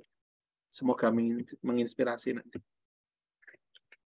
Oke, mungkin ada masukan Pak untuk judul-judul tipe-tipe judul seperti apa sih Pak yang sepertinya menarik gitu Pak dan memiliki kesempatan besar untuk lolos gitu Pak. Oke, sebentar. Mungkin saya harus share screen kalau gitu ya. Oh ya boleh.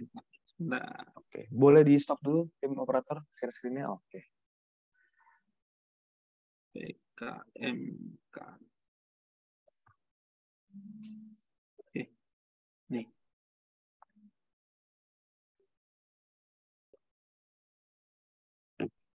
Oke, sudah terlihat ya? Oke, sudah Pak. Nah, ini contoh-contoh untuk PKMK yang lolos PIMNAS tahun lalu ya. Ini misalnya Raloclav ini ya. Inovasi kopi Karobang instan khas Ambon rendah kafein. Nah, ini juga judul produk ini ya. Ini boleh. Kemudian ada lagi nih Hellback ya dari UII ini inovasi tote bag 3-in-1 dengan radiasi batu turmalin ya. Ada Kulga. Ya, ada Ekosan. Banyak ya. Jadi boleh nama produk itu boleh ya untuk PKMK itu boleh. Ini rata-rata juga ada, tapi yang nggak ada juga banyak. Ya monggo nanti tergantung nanti adik-adik mau yang mana. Tapi ingin judul PK ini judul yang tahun lalu lolos PIMNAS. Kira-kira judul seperti ini yang lolos PIMNAS dan nanti inspirasinya ambil dari sini aja ya. Sehingga nanti judul bisa menarik ya.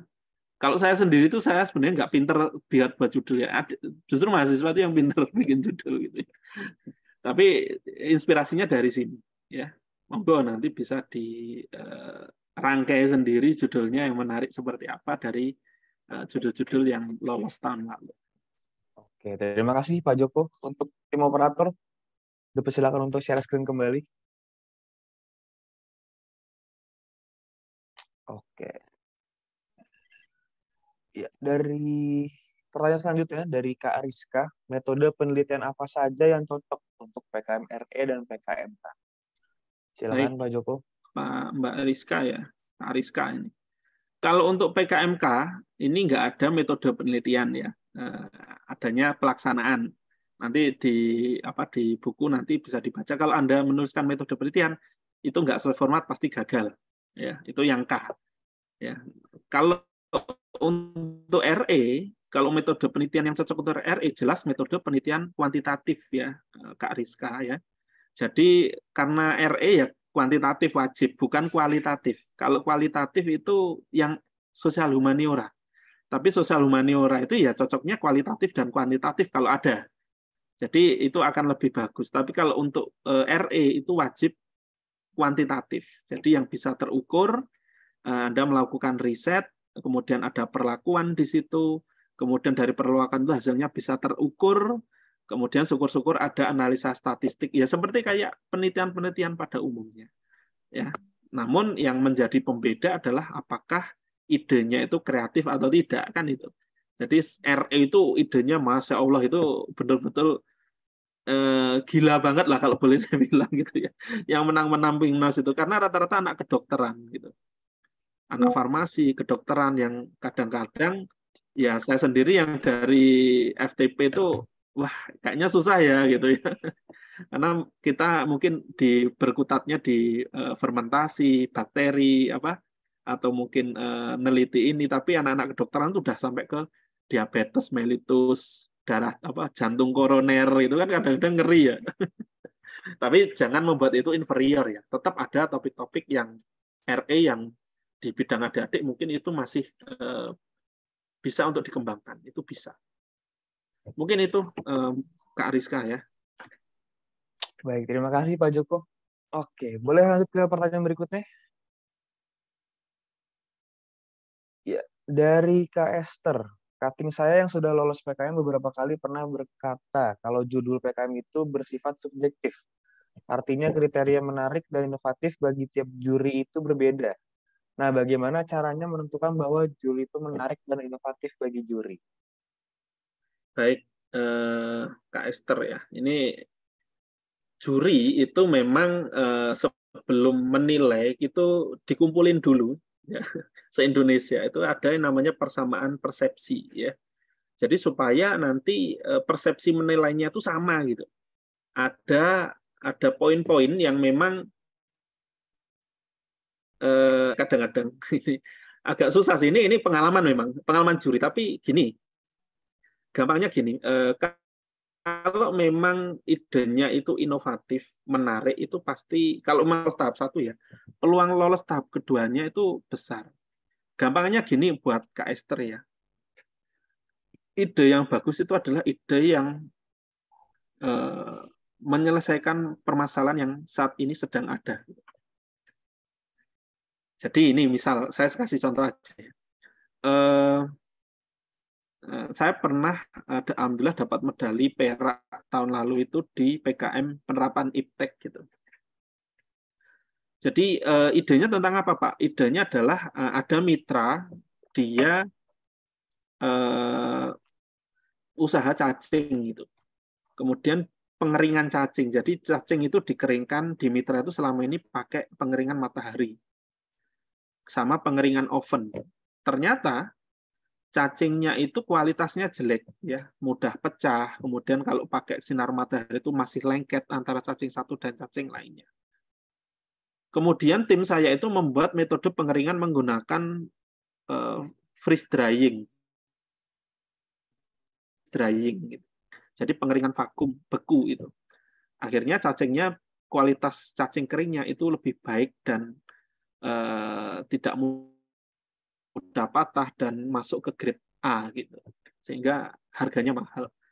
Itu contoh yang pertama.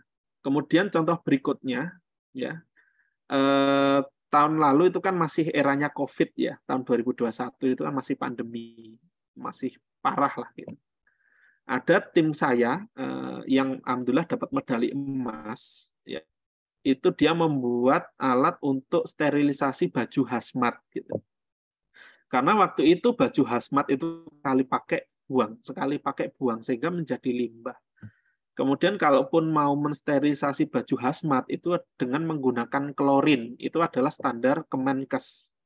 Kemudian teman-teman atau tim saya itu dia membuat teknik sterilisasi baju hazmat itu tapi nggak pakai klorin, tapi pakai air garam saja yang lebih ramah lingkungan.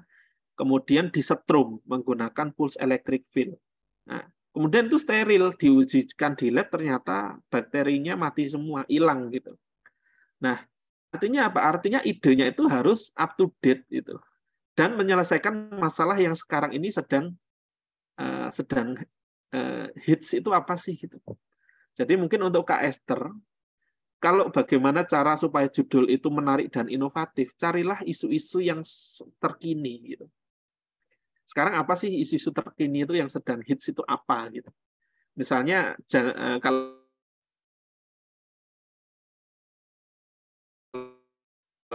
lingkungan sama pangan. Nah, Kak Esther ini kan di bidang pangan nih. Pangan itu masih menjadi topik yang seksi gitu loh setiap tahunnya. Jadi apa yang menjadi masalah di situ, nah itu selesaikan dengan topik Anda gitu, dengan ide Anda. Itu aja sih kuncinya kalau saya ya. Kira-kira apa sekarang yang lagi topik pangan yang sekarang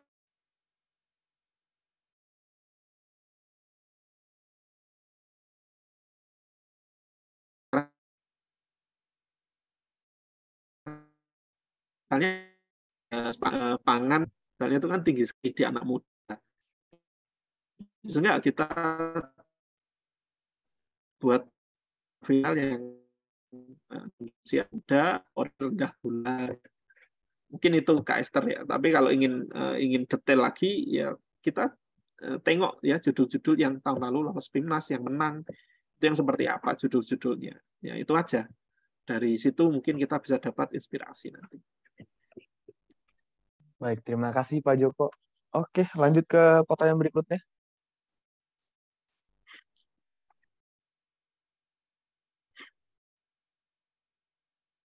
Oke.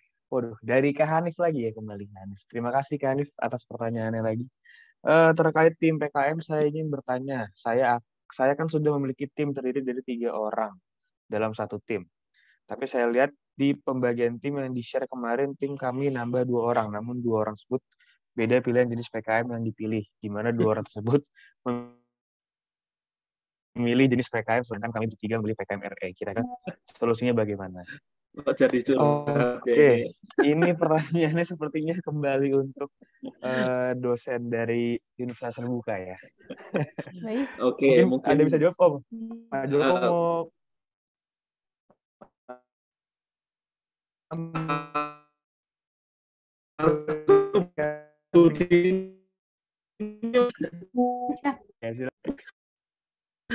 baik,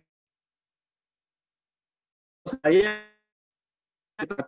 dia komitmen aja gitu untuk menyelesaikan yang minim gesekan satu visi lah. Kalau nanti ada anggota masuk dan visinya beda, nanti beresiko merusak keharmonisan sih. Kalau saya gitu, Budi. Monggo Budi ini kalau punya ini. Baik, ini Pandangan. sudah sangat semangat sekali ini sepertinya Mas Hanif ya. Ini memang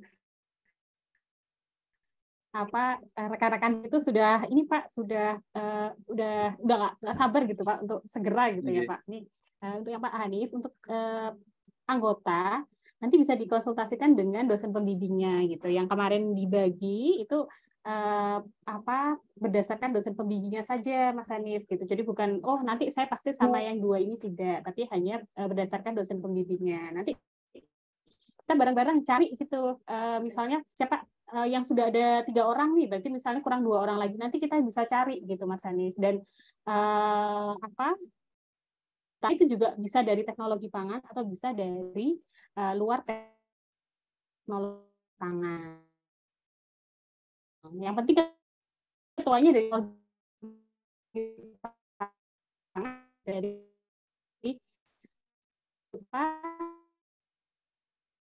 jadi yang cari gitu ya di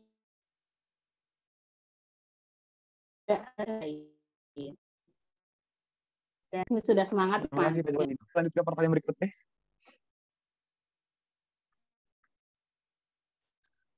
Oke, dari Nurul Mahmudah.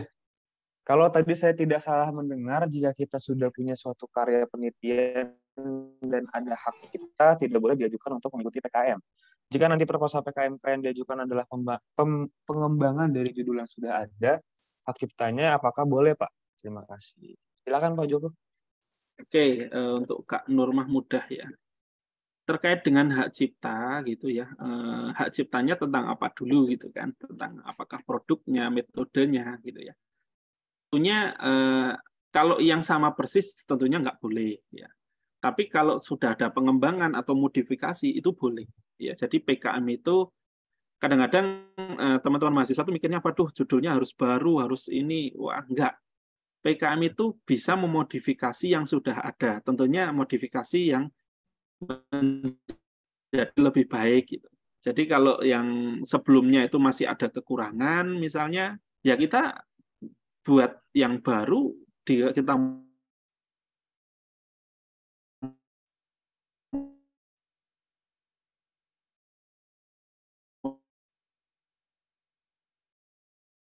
hasil berhasilan banding aktif dengan itu bisa kita kan ini sekian persen loh gitu. Nah, itu boleh ya. Jadi yang nggak boleh adalah yang sama persis betul-betul 100% itu yang nggak boleh. Tapi kalau ada perbedaannya, ada bagus, Mas. Oke, terima kasih Pak Joko. Silakan lanjut ke pertanyaan berikutnya.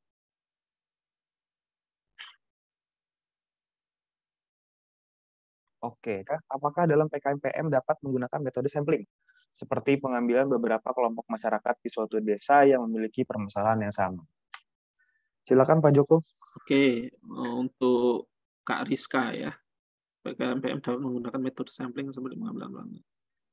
Oke, jadi gini, untuk memudahkan PKM yang PM itu sebaiknya ya satu kelompok masyarakat dan di satu desa saja. Jadi jangan beberapa kelompok, nanti agak susah nanti menilainya gitu. Karena PKM ini kan dananya nggak banyak ya. Jadi nanti kalau terlalu cakupannya terlalu luas, kemudian kelompok masyarakat yang terlibat atau mitranya itu banyak, justru akan tidak fokus gitu. Dan kemudian nanti tidak fokus dan akan menjadi pertanyaan bagi reviewer. Kamu itu dananya 5 juta, tapi kok capaianmu kok begini gitu. Nah, itu gimana gitu kan? Nanti justru akan menjadi pertanyaan. Jadi sebaiknya fokus saja gitu. Fokus ke satu mitra di satu desa dan nanti bisa optimal hasilnya. Hasilnya bisa optimal, programnya adik-adik, dan nanti kan ada yang namanya keberlanjutan ya.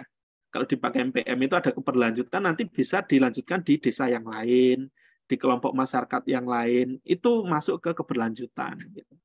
Jadi tetap fokus aja di satu mitra dan satu desa. Itu saran saya kalau untuk PM. Oke, terima kasih Pak Joko. Pertanyaan selanjutnya. Apakah masih ada teman-teman operator? Oh, sudah habis ya? Oke, untuk teman-teman peserta masih diperbolehkan untuk bertanya ya, karena kita masih ada waktu untuk sesi tanya jawabnya. Langsung saja kalau ingin bertanya melalui room chat Zoom atau raise hand juga boleh dengan format nama dan peserta.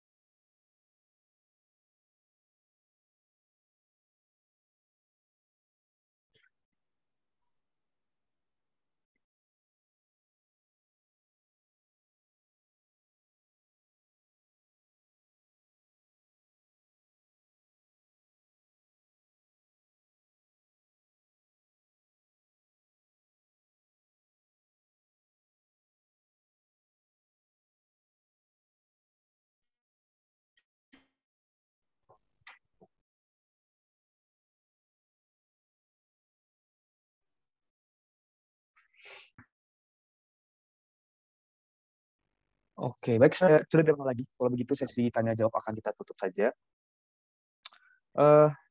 Terima kasih teman-teman semua tadi atas pertanyaannya. Untuk sesi penutup, saya persilakan kembali kepada Bapak Joko Prasetyo STPMSI untuk menyampaikan pernyataan penutup. Waktu dan tempat saya persilakan. Baik, terima kasih Mas Noval ya. Pernyataan penutupnya apa ya? Jadi mungkin gini, boleh tips and trick gitu Pak, masukan-masukan untuk ya, para mahasiswa. baik, untuk adik-adik ya, untuk adik-adik mahasiswa, Anda merasa Anda sungguh beruntung kalau Anda itu ikut PKM ya. Jadi banyak sekali benefit yang Anda bisa dapatkan nanti ya, soft skill dan lain sebagainya yang pasti akan adik-adik dapatkan di PKM. Jadi sama seperti quote-nya Rockli tadi ya, semua itu bisa diraih dengan cara kerja keras. Tidak ada hal yang instan ya untuk menggapai itu semua, tapi bukan merupakan hal yang mustahil. Jadi asalkan adik-adik mau bekerja keras, kemudian secara rutin ngadep sama Bapak Ibu dosen pendamping, konsultasi dan lain sebagainya. Saya yakin juara PIMNAS itu bukan merupakan kemustahilan. Itu semua bisa kita raih kalau kita kerja keras. Mungkin itu yang bisa saya sampaikan ke adik-adik semua. Terima kasih. Baik, terima kasih Pak Joko atas kalimat penutupnya. Terima kasih. Dengan berakhir sesi tanya jawab, maka berakhir juga tugas saya sebagai moderator pada PKM Center 1 ini. Saya mengucapkan terima kasih banyak kepada Bapak Joko Prasetyo STPMSI yang telah bersedia meluangkan waktunya untuk berbagi ilmu dengan kita semua. Saya juga mengucapkan terima kasih kepada teman-teman panitia dan peserta yang telah berpartisipasi pada PKM Center 1. Akan tetapi sebelum saya kembalikan acara ke Kak Cika, saya ingin memperkenalkan para dosen pembimbing yang akan membimbing teman-teman peserta selama persiapan dan berlangsungnya PKM 2023. Untuk tim operator boleh di-share kembali dosen pembimbing.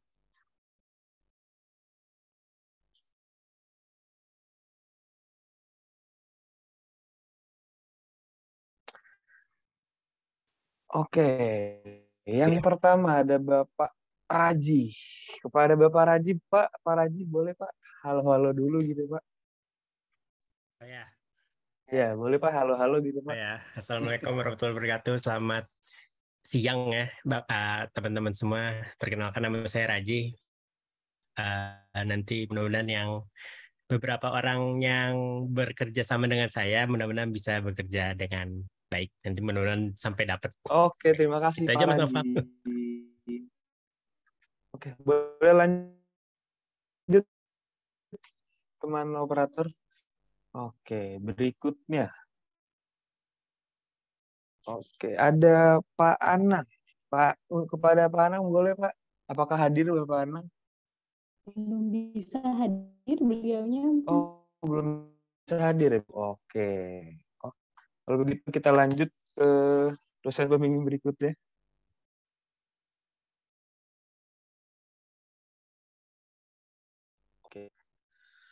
Oke, berikutnya ada Ibu Lula. Apakah Ibu Lula hadir pada kesempatan kali ini? Belum juga seperti Ya, Mas. Oke, belum hadir juga ya. Oke, nggak apa-apa. Boleh dilanjut?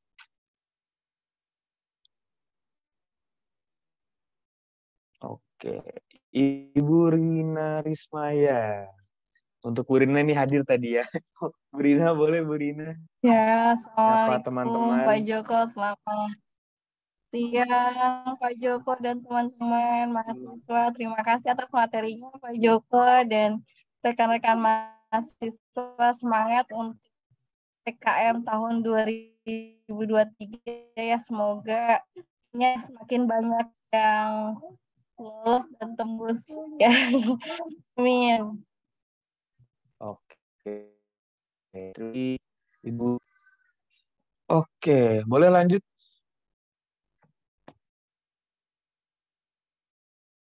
Selanjutnya Ibu Dini Nur Hakiki. Boleh silakan Bu Dini.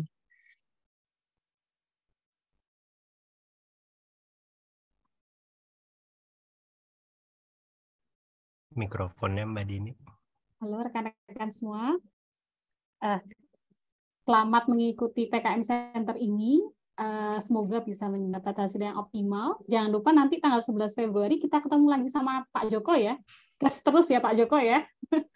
Ayo Siap, Bu. kita jangan kalah gitu ya dengan universitas lain. Kita buktikan UT bisa gitu ya menuju ini ya. Kalau IPB merebut Piala Adikarta, kita juga bisa buktikan kita bisa gitu ya untuk mendapatkan Piala Adikarta tersebut. Tapi tetap kita mulai dari satu step ini.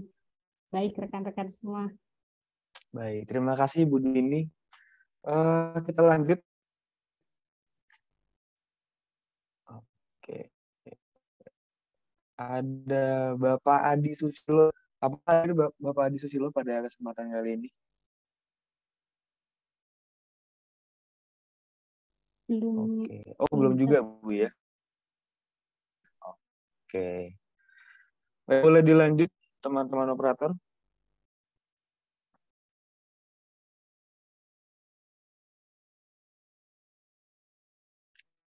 Oke. Selanjutnya Iva Fauzi. Halo, Silakan Iva. Assalamualaikum. Bismillah ya teman-teman, untuk yang dibimbing saya, bukan tim saya. Ya, mari kita bersemangat di PKM ini. Kita buktikan pada diri kita sendiri gitu ya, bahwa kita bisa yang kreatif dan bisa kooperatif dengan teman-teman yang lain. Nanti kalau semuanya sudah kita lakukan sesuai dengan SOP, mudah-mudahan kita semua bisa ikut ke timnas dan insya Allah bisa jadi juara.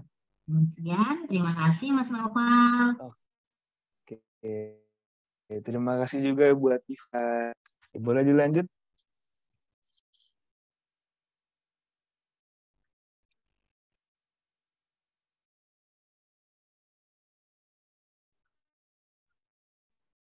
Selanjutnya ada Ibu Ivana.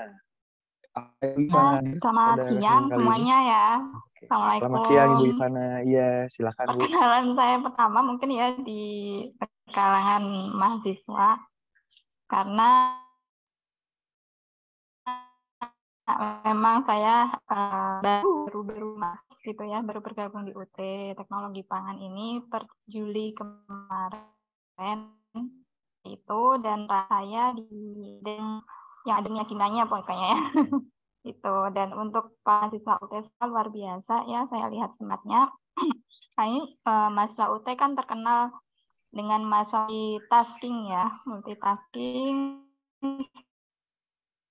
Semoga kita memanage untuk juga berprestasi di yang paling bersih di suatu program kreativitas mahasiswa. Terima kasih Bu Terima kasih. Ivana. Oke, boleh dilanjut teman-teman operator? Oke, selanjutnya ada Ibu Eko Yuliastuti. Ibu Eko tadi hadir Bu ya. Silakan Bu Eko. Beberapa teman-teman dulu Bu. Halo. Iya Bu Eko, sudah ya. Oke, Assalamualaikum. Selamat siang.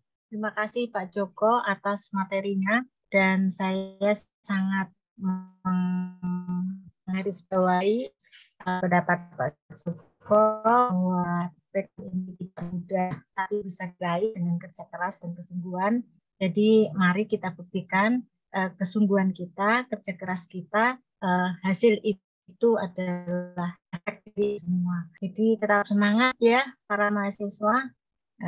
Sampai ketemu di kesempatan yang lain dalam kondisi yang lebih bagus. Terima kasih. Assalamualaikum warahmatullahi wabarakatuh. Baik, terima kasih Bu Eko Yulasti. Boleh teman-teman.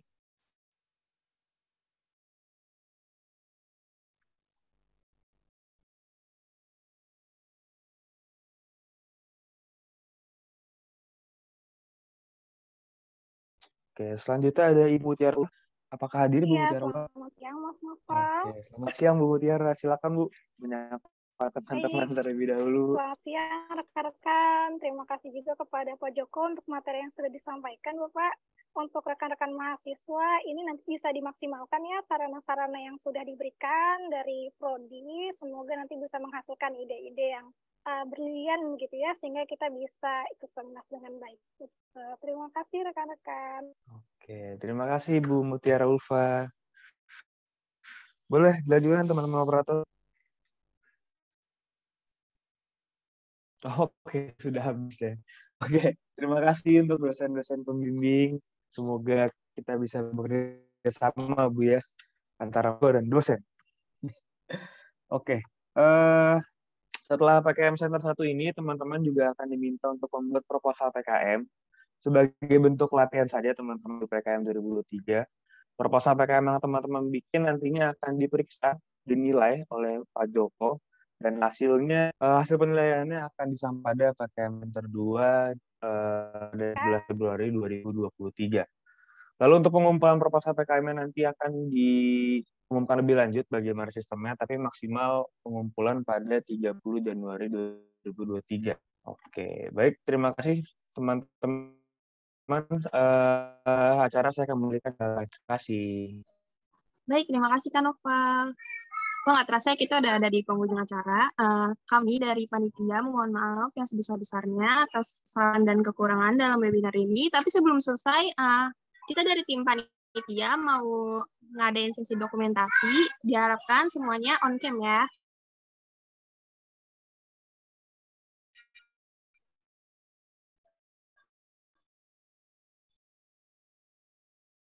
Lalu tim satu bisa kasih.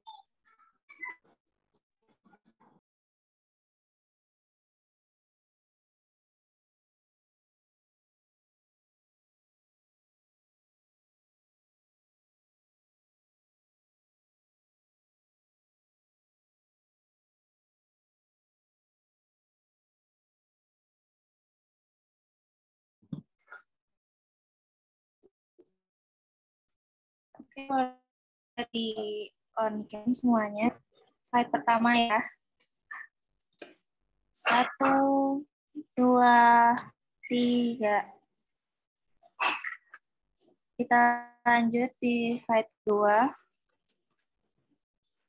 1, 2, 3. Oke, kembali ke Kak Cika. Terima kasih. Terima kasih Kak. Baik, alhamdulillah. Acara kita udah selesai. Demikian seluruh rangkaian acara PKM Center 1. Sekali lagi kami mohon maaf atas nama panitia. Mohon maaf yang sebesar-besarnya atas kekurangan dan kesalahan. Gitu aja sih. Wassalamualaikum warahmatullahi wabarakatuh. Pak Joko, terima kasih ya Pak Joko.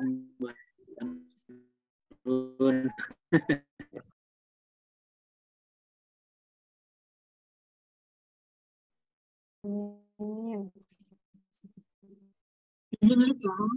Izin lift ya teman-teman. Iya, terima kasih buat Tifa. Ya.